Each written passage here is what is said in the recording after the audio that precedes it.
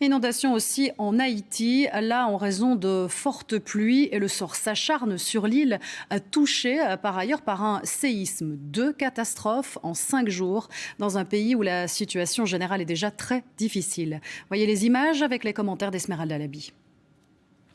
Avec une simple pelle, seul, sans aucune aide. Pour cet Haïtien, comme pour beaucoup d'autres, le sort s'acharne.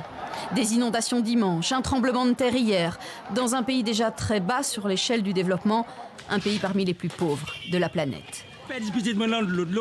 J'ai perdu un enfant dans les intempéries. La rivière était en crue, on a tout perdu. Je suis tout nu. Il faut que le Premier ministre fasse quelque chose. En 15 minutes, l'eau était montée au niveau de mon genou.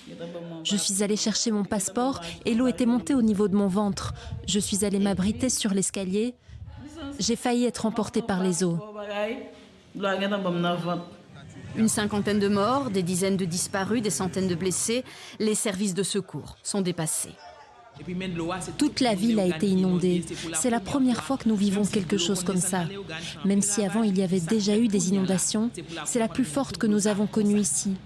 Et dans toute la ville, il y a plusieurs morts et des disparus. Le Programme alimentaire mondial se prépare à distribuer 350 000 repas à ceux qui en ont besoin. La malnutrition aiguë a augmenté de 30% en un an. Un enfant sur 4 souffre de malnutrition chronique. 100 000 gamins sont menacés. Mais les dégâts aux routes et surtout l'insécurité compliquent la donne. Le pays est quasi sous contrôle des gangs. Rien qu'en avril, 600 personnes ont été tuées dans le pays, victimes de cette violence. Le Conseil de sécurité de l'ONU se dit inquiet, mais pour autant, aucun pays ne souhaite prendre la tête d'une force internationale en Haïti.